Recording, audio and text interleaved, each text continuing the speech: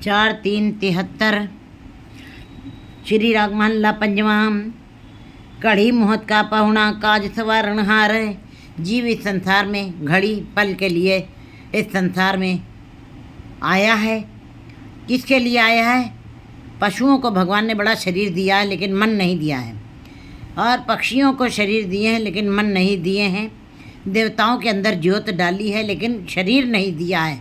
जिस मनुष्य शरीर में रहते हुए परमात्मा को प्राप्त करने का ये एक साधन बनाया है परमात्मा ने, इसी शरीर में रहते हुए जीव परमात्मा से मिलाप कर सकता है। इसी काम के लिए, परमात्मा से मिलाप करने के लिए ये देही मनुष्य को मिली है।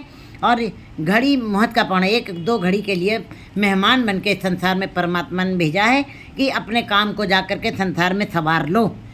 जिस काम के लिए तुम आए हो, ये तेरा अवसर, ये तेरी बार, घट भीतर तू देख विचार। माया काम व्याप्या समझे नहीं गवार। लेकिन जीव माया में फंस गया है, माया की जकड़ पकड़ की गिरफ्त में आ गया है, माया ने अपने में फंसा लिया है। माया होई नागनी जगत रही लपटाए, उसी के अंदर ये फंस गया है। और वासनाओं में, ऐशो आराम में, लिप्सा में, काम लिप्सा में ये व्याप्त हो गया, उसी के अंदर रम गया, उसी में समझे नहीं गवार।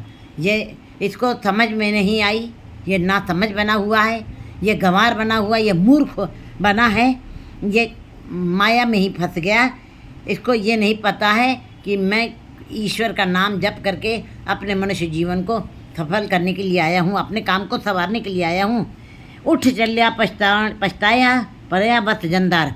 हे जीव, इस संसार से तुमको उठ करके चले जाना पड़ेगा, और बहुत जल्द शीघ्र ही जाना पड़ेगा। उठ चलिया पछता, फिर तुम पश्चाताप करोगे। परया बस जंदार, जब तुमको यमराज के दूत तुमको अपने में फंसा लेंगे, उनके वश में, यमदूतों के वश में तुम फंस पड़ जाओगे, तब पश्चाताप करोगे। अंधे तू बैठा कंधी पाए।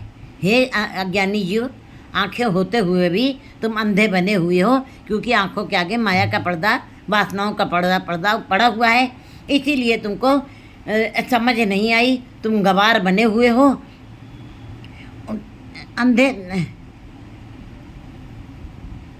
अंधे तू बैठा कंधी पाए। हे अज्ञानी अंधे जीव, तुम जिस दीवार के ऊपर बैठे हो, वो दीवार जो है वो मिनटों में ही गिर जाएगी। ये मौत रूपी दीवार है, ये काल रूपी दीवार है। ये कब गिर जाए इसका कोई पता नहीं। जिस दीवार के ऊपर तुम बैठे हो, वो मौत रूपी दीवार है। ये हो भी पूरब लिखा ता गुर का शब्द वचन कमाए। अगर जो तुम्हारा पिछला जन्म अच्छा हुआ, पूरब लिखा तुम्हारा अच्छा हुआ, पूरब लिखा हुआ क्या है?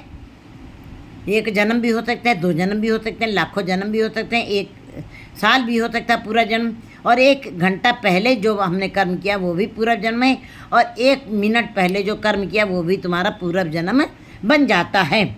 ये होवे पूर्व लिखा है। अगर जो तुमने पूर्व जन्म में अच्छे कर्म किए हैं, पिछला जो समय बीत गया है तुम्हारा, पिछला जो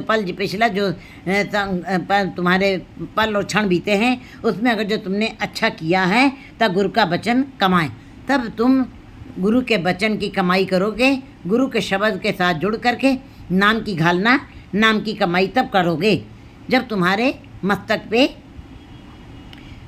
पूर्व जन्म के लेख लिखे होंगे।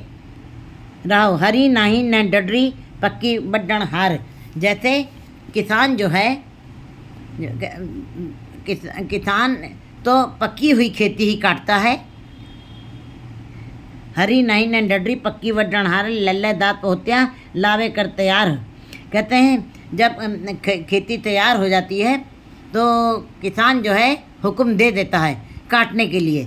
लेकिन ये मनुष्य जन्म की जो खेती है, ये हो हरी नहीं न डडरी, ना इसका हरा होने पर, ना पक्के होने पर, ना डडरी होने पर, भाव की ना बचपन, ना जवानी, ना बुढ़ापा।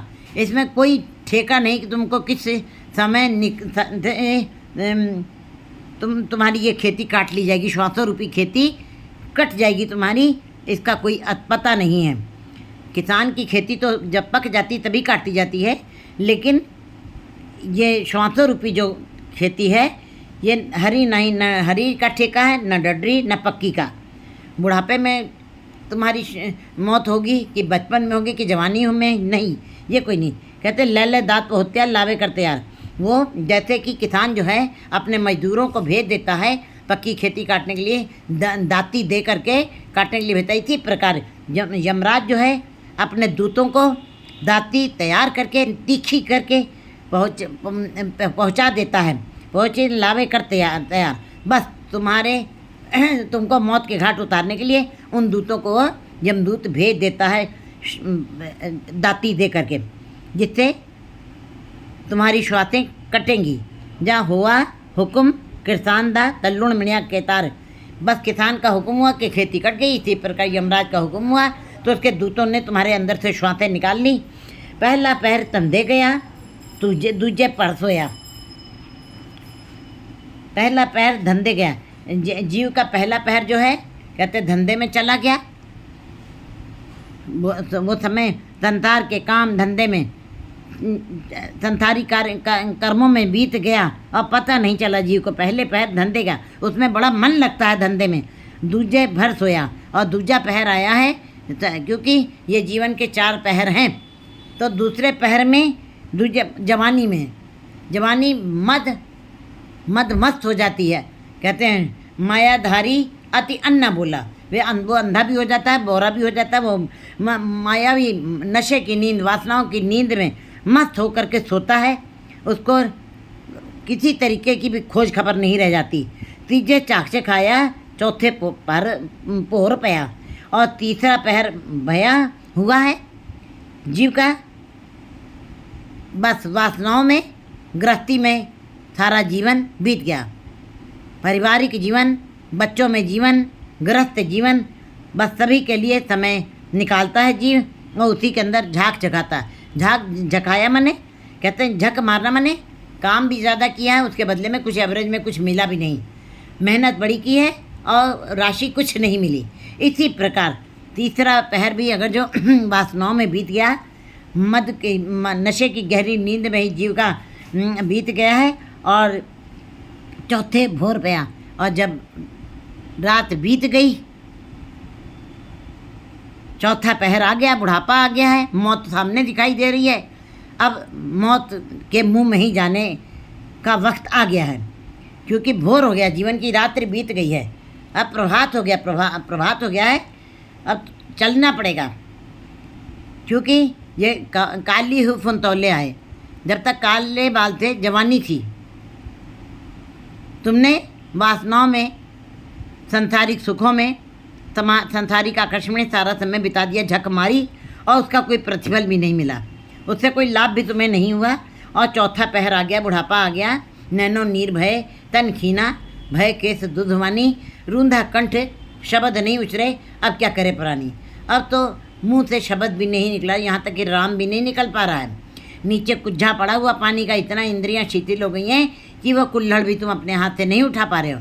इंद्रियां इतनी शिथिल हो गई, तुम अपना आप चल करके एक जगह से दूसरी जगह जाना तुम्हारे लिए मुहाल हो गया। तुमको आसरा पकड़ना पड़ रहा है, ये अवस्था आ गई है। कभी चित्त न आयो जिन जियो पिंड दिया। ये सारी उम्र बीत गई, बचपन, जवानी, बुढ़ापा, सारी उम्र तुमने बिता दी और तुमको कभी भी ईश्वर की याद नहीं आई। चित्त न कद ही चित्त न आया, एक क्षण भर के लिए भी कभी तुम्हें ईश्वर की याद नहीं आई। जिन जीव पिंड दिया तुमने, जिसने तुमको इतना सुंदर शरीर दिया, सारे 84 लाख दुनिया में तुमको का सरदार तुम्हें बनाया है। सारे जीवों को तुम कब्जा कर सकते हो, तुम्हारे अंदर इतनी ताकत डाल दी है कि 84 लाख दुनिया को तुम कब्जे में कर सकते हो। लेकिन तुम्हारे अंदर इतनी बुद्धि डाली है, फिर भी तुमको इतना सुंदर शरीर, इतनी सुंदर मति, इतनी सुंदर काया, सब कुछ दिया, जीव पिंड दिया, उसके अंदर धड़कन डाली है। हे अज्ञानी जीव, सात संगत को वार्या, जीव क्यों किया कुर्बान। जो जीव संसार में आकर के, सात संगत में आकर के अपने को का समर्पण कर दे, मैं मेरी छोड़ देते हैं और संसार के सुखों को, संसार के ऐशो आराम के ये नशे को में ही मत न रह करके ईश्वर के नाम में जो ध्यान लगाते हैं, साथ संगत में आकर के गुरु के शब्द की कमाई करते हैं, को वार्य जीव क्या कुर्बान, और अपने हृदय को वहाँ पे अपने हृदय कहते हैं, किंतु जिस मालिक ने दिया सतगुरु मिलन से बलिहार जातों में कहते हैं, जिन्होंने साधु संगत में आ करके अपने सतगुरु के साथ मिलाप करके नाम की कमाई के, मैं उनके ऊपर कुर्बान जाता हूँ, बलिहार जाता हूँ। जिससे सोजी मन पई मिला पूरक सुजान,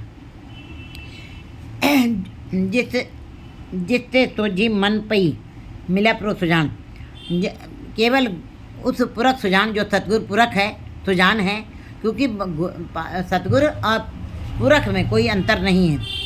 पार ब्रह्म गुरु नहीं पैदा, पार ब्रह्म अगर जो सूरज है तो गुरु उसकी किरण है, परमात्मा अगर जो समुद्र है तो गुरु उसकी लहर है, दोनों एक दूसरे के पूरक हैं। जिन्होंने जिससे सोजी मन पई गुरु को धारण किया है, उनको परमात्मा की प्राप्ति हो जाती है, उनको वो पूर्ण पूरक सुजान मिल जाता है, उनको इस बात की समझ आ जाती है, बोध हो जाता है, जो गुरु के शब्द के साथ जुड़ करके नाम की कमाई को, उनको इस बात का ज्ञान हो जाता है, इस बात की जानकारी होती है कि गुरु इस संसार में गुरु के शब्द की कमाई करके ही परमात्मा से मिलाप होता है, उनको फिर वो पूरक सुजान मिल जाता है। नानक डिठा सदा नाल हर अंतर्यामी जान, हे नानक वो अंतर्यामी प्रभु सदा सदा उनके अंग संग ही रहता, हादर हजूर हैं, जाहर जहूर हैं कि हादर हजूर हैं, वो परमात्मा ऐसे जीवों के अंग संग रहता है, सदा ही परछाई की तरह साथ रहता है,